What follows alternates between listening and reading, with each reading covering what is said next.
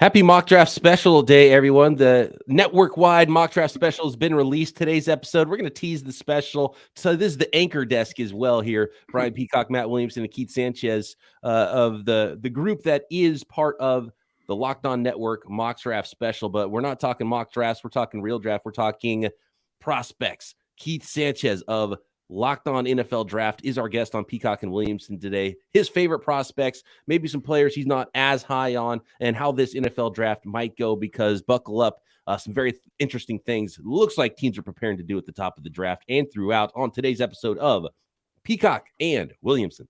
NFL analyst Brian Peacock and former NFL scout Matt Williamson bring you expert NFL analysis every day in less than 30 minutes. Get an inside look into the NFL on the field and in the front office. With elite breakdowns, next-level analysis, and in-depth information only for the real NFL fans.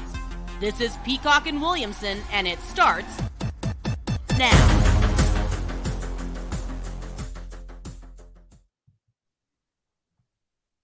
Welcome to the Peacock and Williamson NFL Show. Brian Peacock alongside Matt Williamson, as always, at BD Peacock, at Williamson NFL. Thanks, everybody, for making us your first listen on the Locked On Podcast Network, your team every day. And a very special guest today, one of the hosts of Locked On NFL Draft. That is Keith Sanchez at The Talent Code on Twitter, joining us to talk draft and to tease our new mock draft special that was out. Keith, first of all, I got to say, welcome to the network. It's been a couple months that you guys have been doing with Dame, doing Locked On NFL Draft. It's been really cool. It's been a lot of fun seeing you guys do this show. And I want the listeners to know a little bit more about your background and how you got into scouting and how you ended up here on the Locked On Podcast Network, because I didn't know much about you and hadn't talked to you much until we did the Locked On Mock Draft Special, and that was super fun, and you jumped right in with Matt and I, and we had a blast recording that thing. So yeah, welcome to He tore it up. I'll tell you what, you guys will listen to this. It was a marathon. We put in some time, the three of us, and Keith was fantastic, so we had to have him on.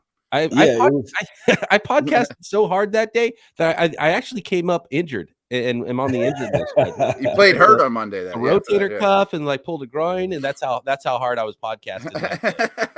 Yeah, I'm with y'all, man. It was a hell of a introduction to each other, right? Right off the rip, let's go 12 hours over 2 days. Right. Nice to meet you. Yeah, we jumped straight into it, but I want to start, man. Y'all intro, man. That was a hell of an intro. We have to give a round of applause to that, man. That got me hyped. Yeah, I love hearing the intro. Get you, because some hosts, they record the show and then they plug the intro in later. I like to hear the intro. I want to get fired up for it and go through the process. So yeah, we go straight into it. I love it. Tell us about your scouting background through college and how you ended up here on the network. Yeah, man. So my scouting background is this. I worked at LSU from 2016 to 2021, so the year right after the COVID year. So I was the years leading up to the championship, right? The championship year, and then the year after that, the COVID year. So I had quite an interesting transition, right? To go immediately from national champion, and then COVID happened right after that. And then we jump right back into football for the COVID season and to go 5-5, right? And, you're talking about being polar opposites of, being on top of the world to going 5-5 and the house is on fire.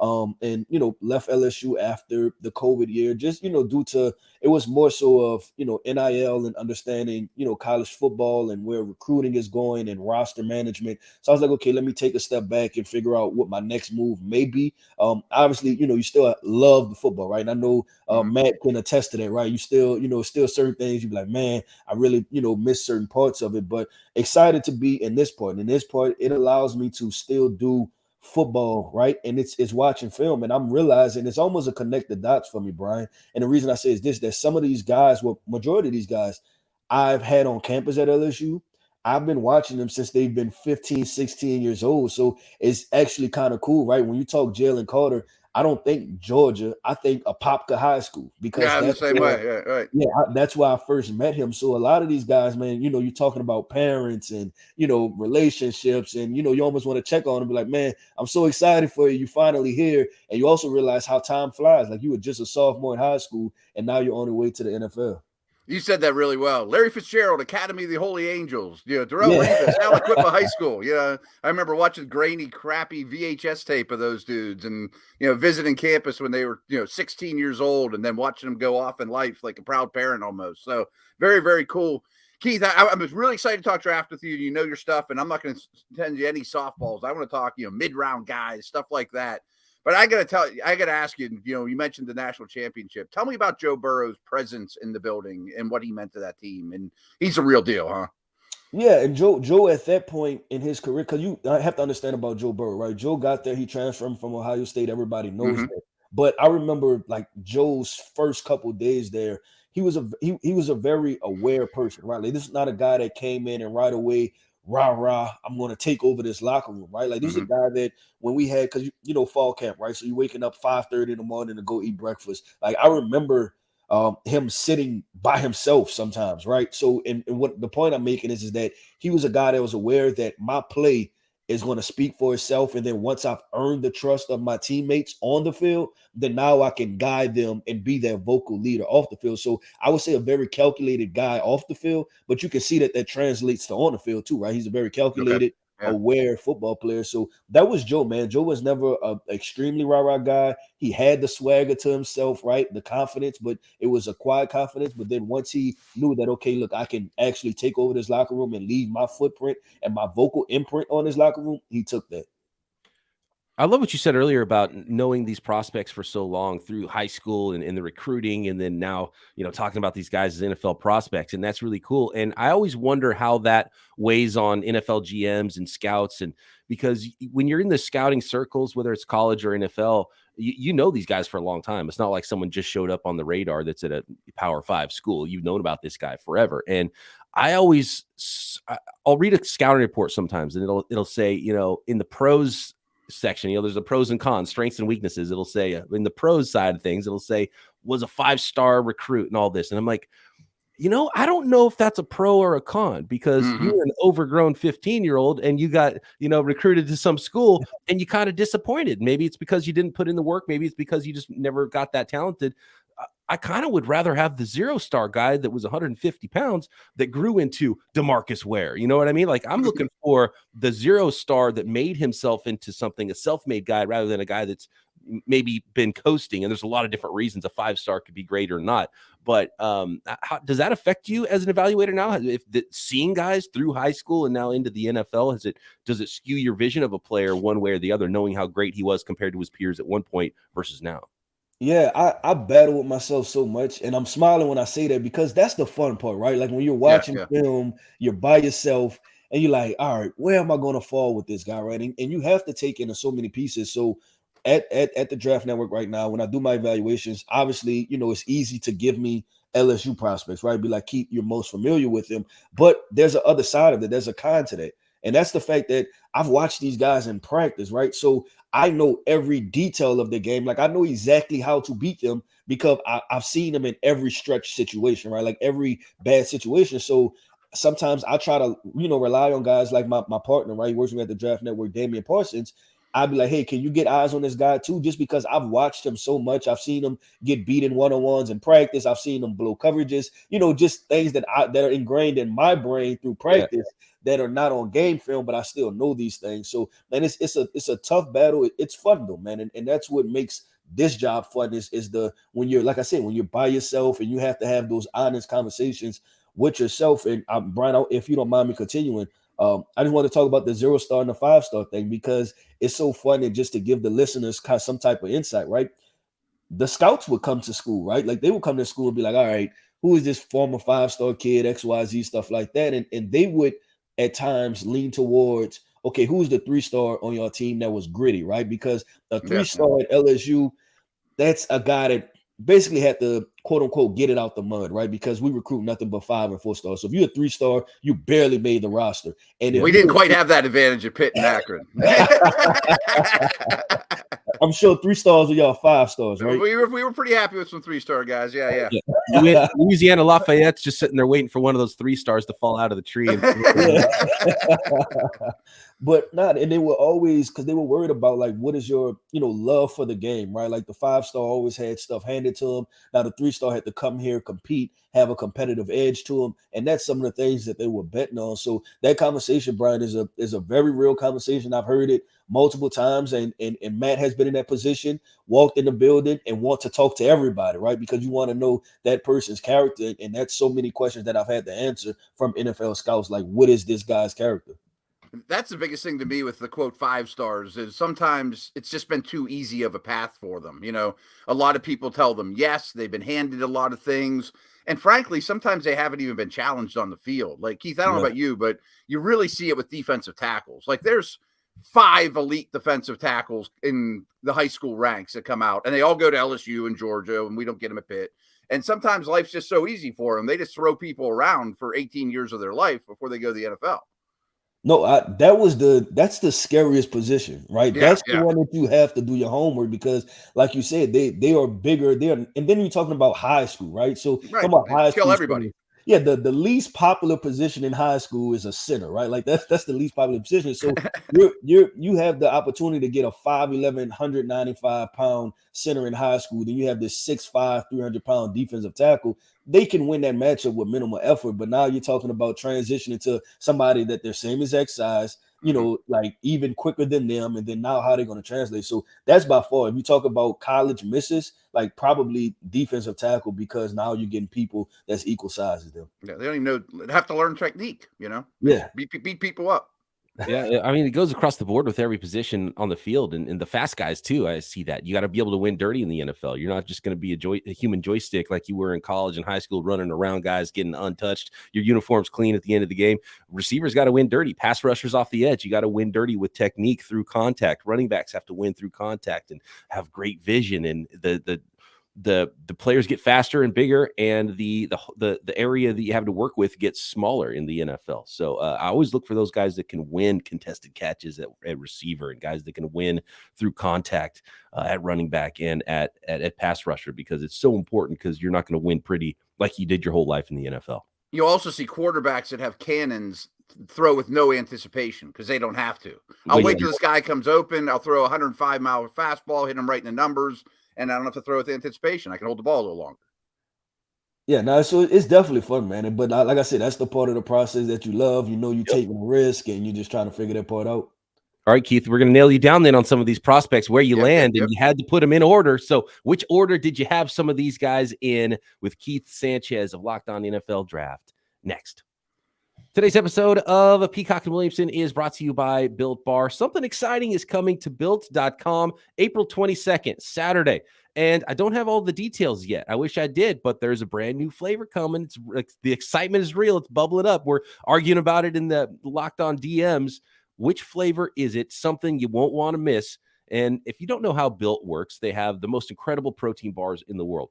And they do these amazing flavor drops with unreal seasonal flavors in very limited quantities. So when the flavor drops April 22nd, you're going to want to get in there. It might be a whole new type of bar. I have no idea what's up Built sleeves in this one. They've already got the standard Built bars that I love. They've got the Built Bar Puffs. You can find granola and all kinds of things at Built.com. It is high protein bars, low in sugar, low in calorie, and they taste delicious. And I don't know how they make all these flavors, but they do. And you can feel good about it when you reach for that snack, because it is high in protein, low in sugar, low in calorie. It is actually healthy for you and is actually delicious. So mark your calendars, head to Built.com Saturday, April 22nd to be one of the first to discover what all the hype is about. And I can't wait to see what the new flavor is. Make sure you use promo code LOCKED15 and you'll get 15% off your order at Built.com. All right, Keith, when it comes to this draft class, I want to get your just right off the bat, your one prospect that you pound the table for, that you have higher than everybody else. Who's your guy? It could be a round one guy. It could be 1.1. It could be a 7th round player. Who is your guy in this draft class that you will fight for? And you've been fighting the Draft Network folks for being higher in the rankings. Can I go two? Yeah. I have 2 guys I just want to pound the table for. First of all, I'm gonna start with Louisville cornerback Kei'Trel Clark. I really like Kei'Trel Clark, man. I think he's a guy that's versatile in the sense of the fact that I think he can play outside, but he has some inside capabilities as far as playing that slot position. But he's competitive on the outside, man. Like even though he's only 5'10", you see the ball skills. Is a guy that's willing to tackle. He has really good planting drive, when he's playing off man situations. So I really like Kei'Trel Clark from Louisville as the cornerback. I gave him. And listen, man, you're talking about backing it up, right? Like putting your money where your mouth is. Not too many people talking about it. I gave him a second round grade. So we'll see how that goes. But I haven't seen him in any second round mock drafts. I will say that. I just wrote his name down. I'm digging in. Yeah, I really like him. And then the other guy, man, I'm people talk about, but the film, I just really like what he does, and that's Iowa State's wide receiver Xavier Hutchinson, a big body wide receiver. I think in this draft class, we've talked about it already, right? That there's a bunch of 5'11" and under 170-pound wide receivers. So when you're looking for, potentially if you're a team drafting, you're looking for those outside wide receivers. This is far and few in between in this class. So it's Xavier Hutchinson and Cedric Tillman from Tennessee, Jonathan Mingo from Ole Miss. So Xavier Hutchinson, I like him because I think he understands route running. He's not a full speed guy all the time, and he ran with a 4.5 and a 40-yard dash, which I think honestly was probably a great time for him because I don't even know if he runs that fast on film all the time. But I seen a competitor at the catch point. Like everything we criticize Quentin Johnston about, I think Xavier Hutchinson does. This is a guy that 50-50 ball situations, he turns and converts them into 80-20%.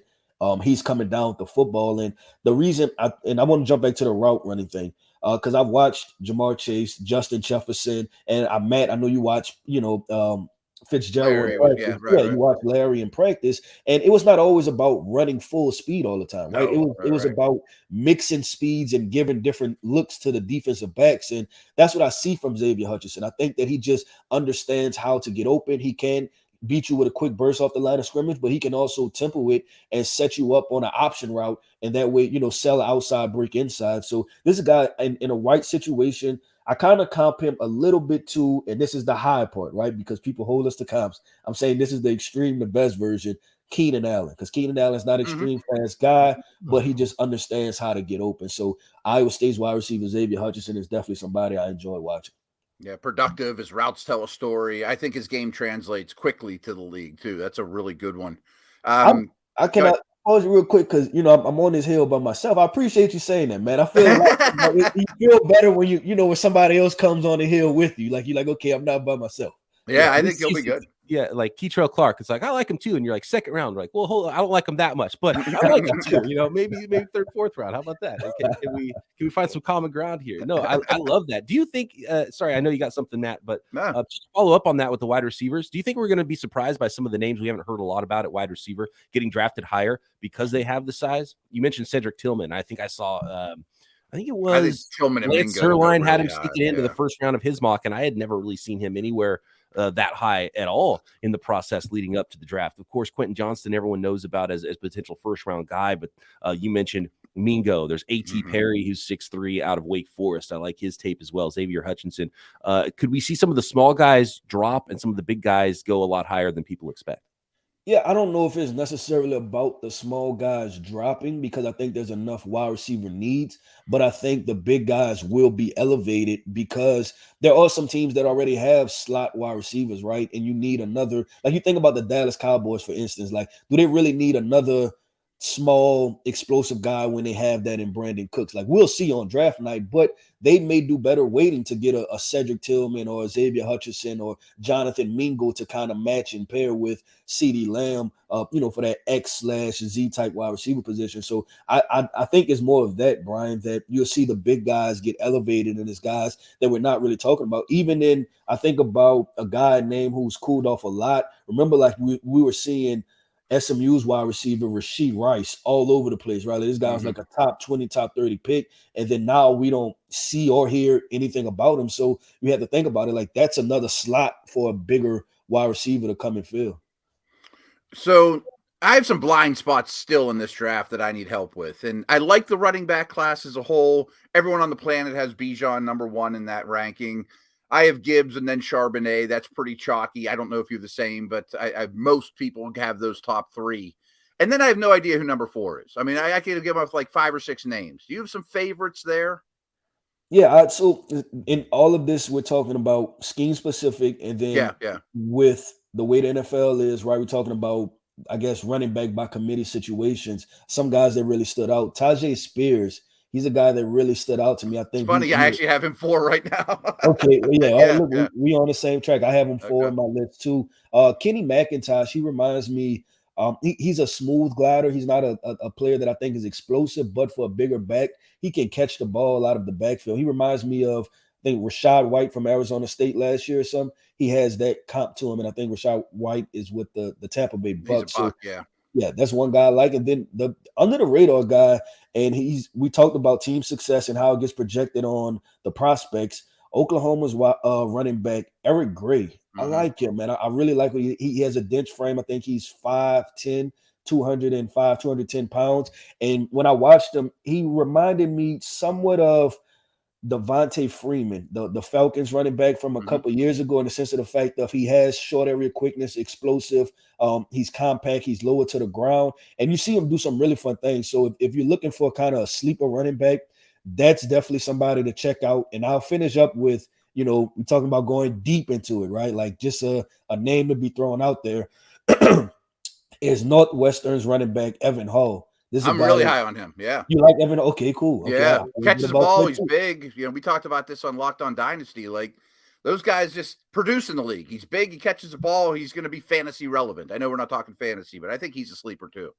Yeah, we just talked about this, and we talked about him with the Austin Eckler situation, right? Like, this would be a key guy if, the Los Angeles Chargers moved on from Austin Eckler, right? You replace him with an Evan Hall, not saying that he's exactly that, but he offers some of the same things, can catch the ball out of the backfield, run option routes, and then you can also hand him the football and be very productive. So there are some good running backs in this class, even when you talk about, like you say, outside of the top 5, you're talking about scheme specific, 6 through 10, 6 through 12, some good running backs. I just want to throw a couple more names out there. Chris Rodriguez is fun to watch, and I think we can all root for Deuce Vaughn, who's 5'5". Yeah. When's the last time we saw a 5'5" NFL player? 5'5", 179, and shortest arms.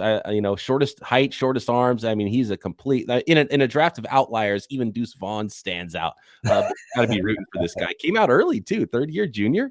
To go into the NFL draft, it's going to be an uphill battle for him at that size. But I think he can carve out a little home there somewhere. How about the defensive side of the ball next? Some more thoughts about the quarterbacks as well from Keith Sanchez, co-host of Locked On NFL Draft. Thanks again, everybody, for making Peacock and Williamson your first listen every day. All you everydayers, we appreciate you. Tomorrow on the show, we're going to finish up our week on Peacock and Williamson. But if you're an everydayer, you love the network, then you got to check out the new Locked On NFL Draft special, which has been released. It's 6 episodes long. Every pick in the first round from the NFL hosts, the college hosts checking in, NFL Draft folks checking in on the network. And if your team doesn't have a first-round pick, it will still be covered because we're going through the first pick of every team in the NFL, even if you didn't have the first round pick. And of course, this is right here on today's edition of Peacock and Williamson. This is the booth. This is the anchor booth. Williamson and I have been hosting this thing for a few years. We had a great edition this year in Keith Sanchez. That was so much fun. And so everyone, you got to go download it, check it out. It's on the Peacock and Williamson feed, video and audio. It's on the Locked On NFL Draft feed as well. The 2023 Locked On NFL Draft mock draft special.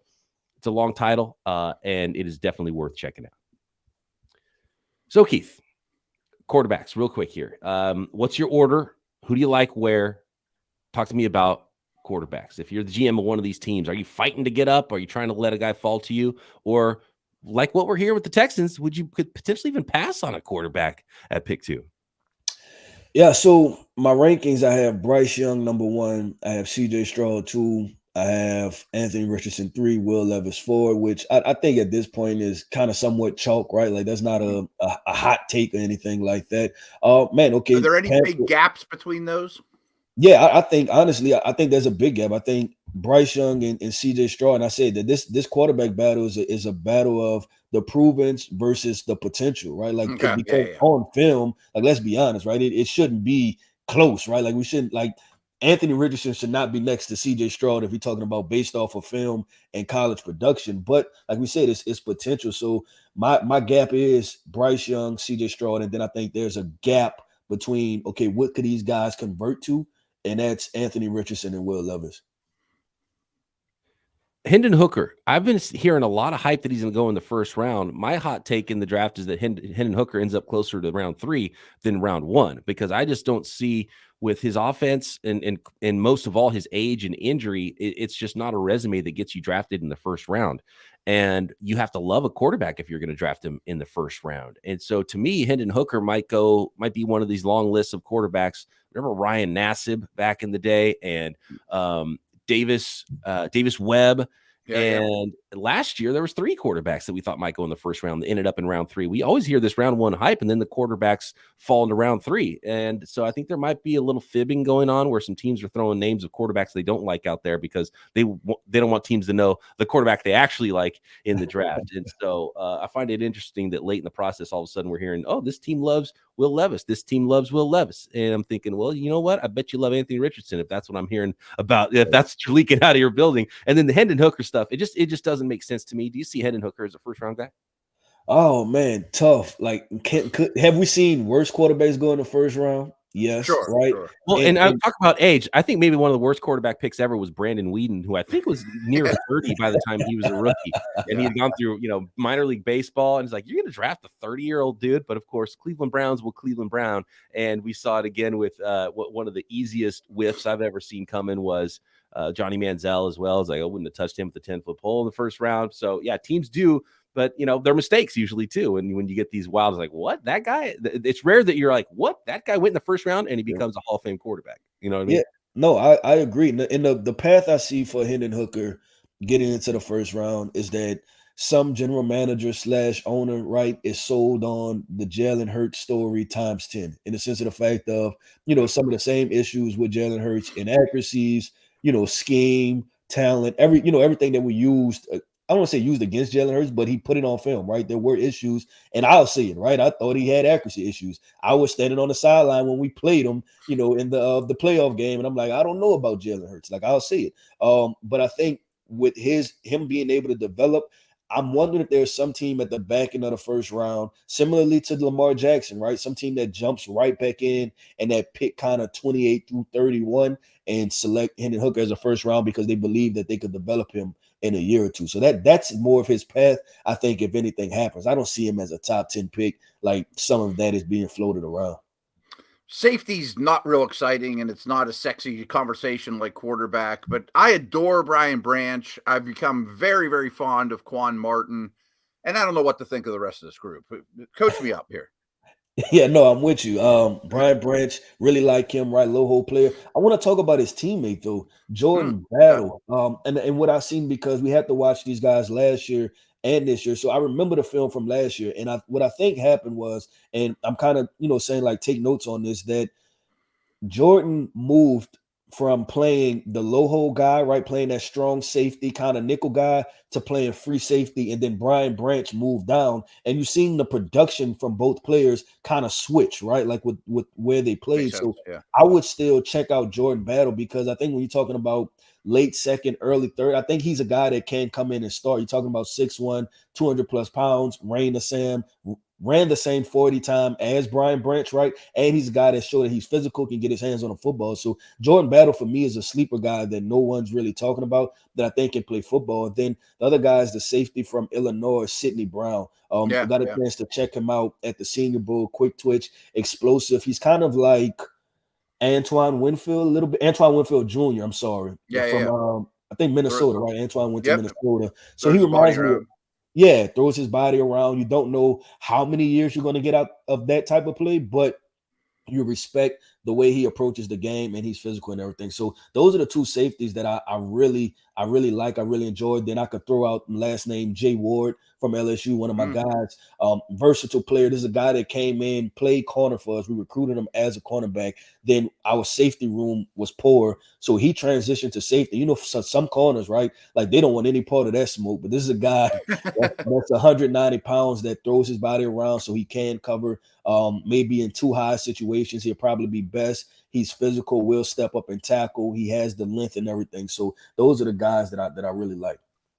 Yeah, I didn't put it together, the LSU connection with Jay Ward, because he's someone I've been watching a lot. I've been scouting all these safeties because the 49ers have a safety need, and I'm trying to find more of a free safety than a box safety, and everyone's up in the box. They're hard to find. All the top guys are in the box or they're in the slot. So it's like, where's my center fielders? You know, and Jay Ward's one of the guys I'm looking at. I'm like, I kind of like this guy, and so I definitely like Jay Ward.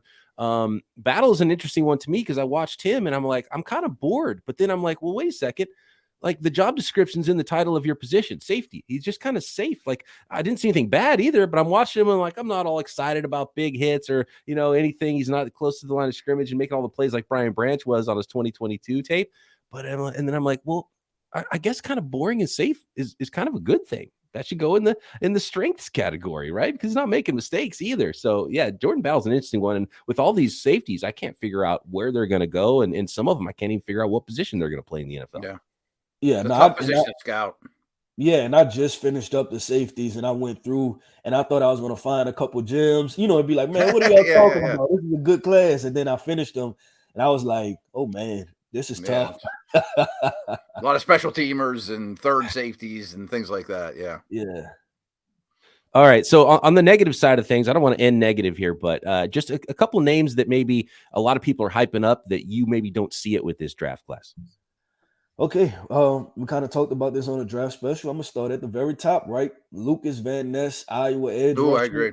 Yeah. I just don't see it right now, man. I think this is a developmental guy. I think he's 2-3 years away from giving you consistent double-digit sack production. He projects best to be an interior defensive lineman, so it's with him.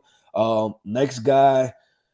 And I heard this on ESPN yesterday, and it kind of made me scared, was Iowa's Jack Campbell. And I think this is a good football player. I think he's a tackle-to-tackle football player, right, if you need a true Mike linebacker. But then I seen names get floated around like Luke Kuechly and stuff, and that made me nervous. I'm like, let's not do that. So Jack Campbell is definitely a guy that makes me nervous. Trying to continue to go flip the. I know Campbell tested well, but he still doesn't look like a great athlete on tape to me. Yeah, I don't see it. And it might be, Matt, that he's more of a straight line guy, right? Right. You know, the 40-yard dash is straight, and he's a straight area, like explosive guy. But when you talk about the lateral agility, flipping hips and things like that, just to, you know, be able to, I guess, just hash the sideline, you know, middle linebacker the sideline, you just don't see the flow as fast. So he's another guy that I'm like, okay, this guy, you know, he's going pretty high. Matt has PTSD going on right now with Devin Bush, who's got like, you know, crazy speed but can't cover. You see that a lot with linebackers, like, oh, this guy's body beautiful and fast, but it's like, do you have the instincts? Those middle of the field players, you know, they got to see it before they react. A lot of mistakes. Yeah. And I also I don't hope you mind if I switch it up just a little bit and throw out a positive name. We're talking linebackers because I really do love linebacker play. Alabama's Henry To'oTo'o. I'm throwing out the 40 time. I'm throwing out the weight. The guy just gets to the football, like point blank period. Like he makes up for the 40 time with instinct. So I really like him. Is he somewhat undersized? Yes, but he gets to the football. He's physical. He has instincts. He played in the box. Alabama runs multiple fronts. He's the signal caller. I like him as a football player. If you get him, I think he's going to be extremely productive for your defense. Yeah, I agree.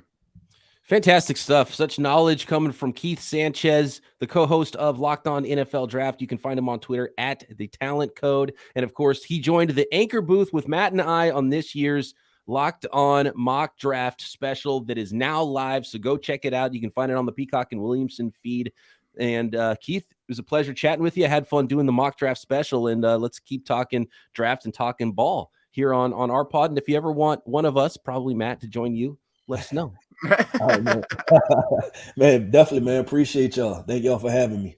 Thanks, everybody, for making Peacock and Williamson your first listen. Check out the mock draft special. Matt and I back tomorrow. Peacock and Williamson.